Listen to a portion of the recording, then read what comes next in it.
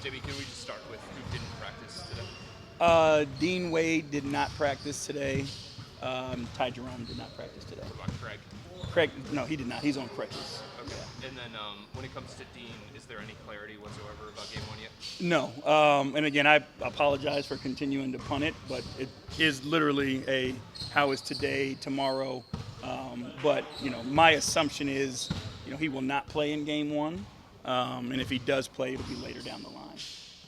Hey, JV, while we're on the injury front, how has Donovan looked to you, and how close do you think he is to full Donovan? He did a great job today. We did some live stuff, and he participated in all of it. He was explosive. He looked like himself. What kind of luxury is it just to be able to have this little bit of time to get him even closer? I think the most important thing for us and our thought process going in is we want to try to be as healthy as we possibly could to give this group as fair a chance as possible.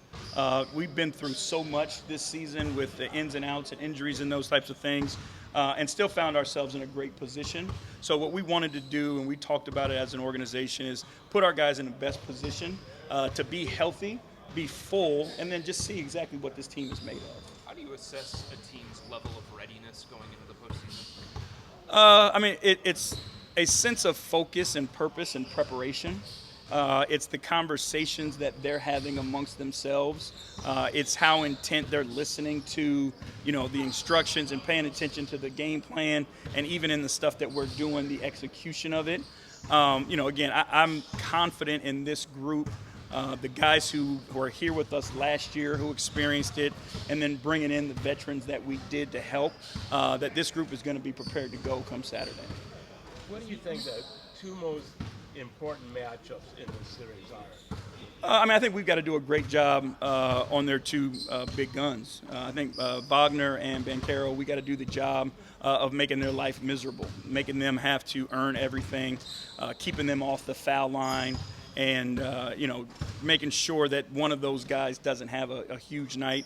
They have a really good bench. I think we saw that with Mo Wagner last time we played him here. Cole Anthony, those guys, right? They can put up numbers coming off the bench. So eliminating, one or both of the stars, but then not letting a role player have an X factor type of game. JB, one of the things as the season went on, you guys really tried to improve was deal with size and athleticism. Orlando obviously brings a lot of that to the table. So just how do you think you guys have come along as a team in dealing with that and preparing yourself to play a team that possesses? Again, to start with, obviously we've got two 7-footers that present a ton of trouble and present a ton of size and can match up in different ways. They can match up downsize. They can go to the 5. Like, we're confident in those guys defending up and down the lineup. So that helps. And then we do have smaller guys who are, crafty enough, strong enough to guard bigger positions. I think Max has shown throughout the year that he can do it. Isaac has shown throughout the year that he can do it. And give George a ton of credit. Like, George has been really good for us defensively as well, guarding multiple positions. So we've got guys that we feel confident, although maybe shorter in stature, have the grit and the toughness to guard up a position as well. How did last postseason's experience help you grow as a coach? Again, I don't really, like to have those conversations. This is about what those guys do out there on the floor. We'll do our best to put them in position to be successful, and that's what my responsibility is. My responsibility is in the moment to find the way to put these guys in positions of success, and that's where, again, as a coach, always looking to improve. That's my thought process going forward. You talked about Sorry. Always looking to improve. Do you think you benefited from it, though? I know you're hoping your guys do. Yeah, you always do. In all of this stuff, we're in it together. There's no point in time, nothing that we go through where it's a players versus coaches and only players or only coaches take responsibility and blame. We're in this together, right? We love to celebrate our guys, give them all the credit for what we do, but we're always in the trenches with them. And anytime you go through an experience at all, whether it's a good experience or a bad experience, as a person, as a human being, the aim is always to continue to improve. So there's always something that you can learn from failures, from successes. And if you're not, then you might as well stop doing what you're doing because somebody else is working to be better than you. JB, you could tell how much it hurt Donovan to sit out at all.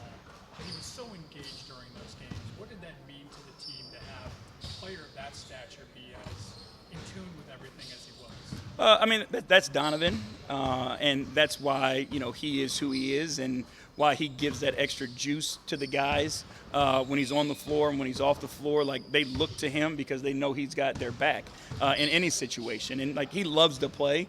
He loves to be on the floor with his guys. So it drains him to not be out there and be able to compete at the highest level with his guys. But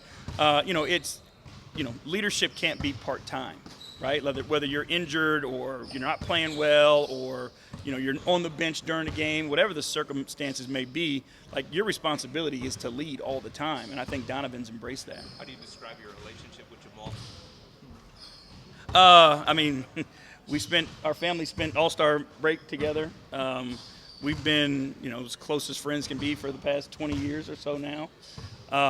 So I mean, I don't think you can get any closer beyond family. What's it like to have him be the one that's standing in your way? Don't matter at all. We had a conversation Sunday night, and we both agreed this is the last time we'll speak, probably for the next 2.5, 3 weeks, and we'll go out and try to kick each other's butt. I know you don't watch them that closely, but you could sense this team building this year, couldn't you? The magic just in the way they were. Yeah, and I watch them again, like, being as close to Jamal as I am, like, as any opportunity I get to watch him, I try my best to watch him. And you know what I mean? Like, you see, and it wasn't just this year. It was last year as well. Like, last year they got off to a slow start because they had a bunch of injuries. Once they got back full and whole, they started playing well and competing at a high level, and you could see it coming. So when we played them in the preseason this year, like, it wasn't a surprise that this team was in the position they were in all year, and that now we're in this 4-5 matchup. When you mentioned experience, like with Max, so what is it?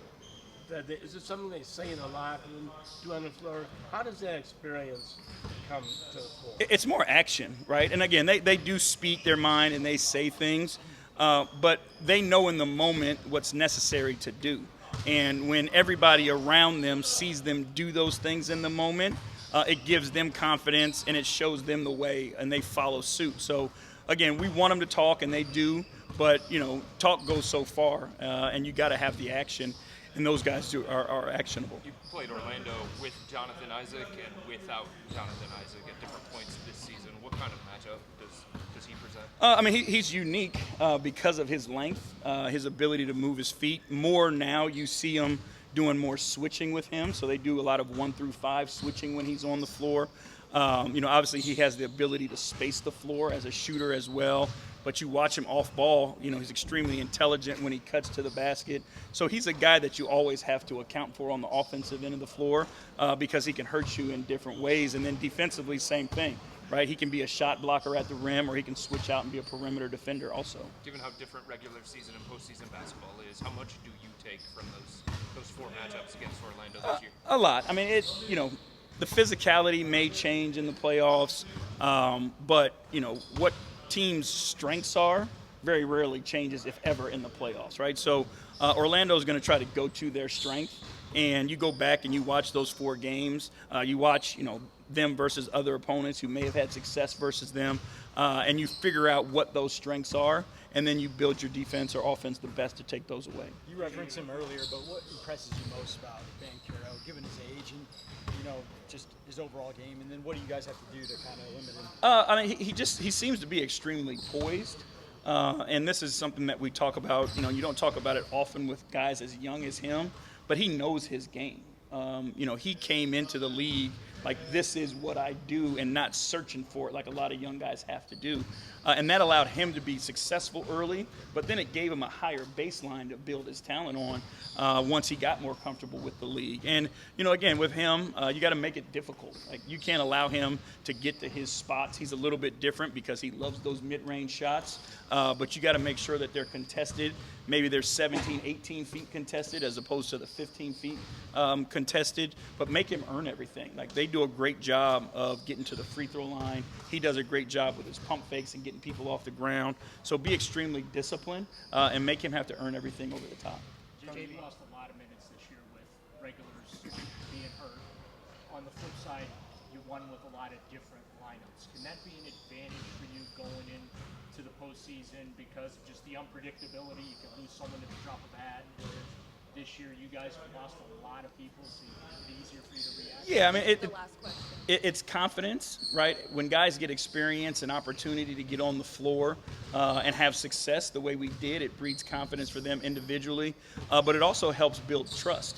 And that's the most important thing during these playoffs and adverse situations is the group has to trust one another. And if I know, because I've played with you, I've gone through tough moments, that I can depend on you and lean on you, it makes it easier for a guy to come in, fill a role, because now everybody believes in that guy and trust him to make the right play. All right.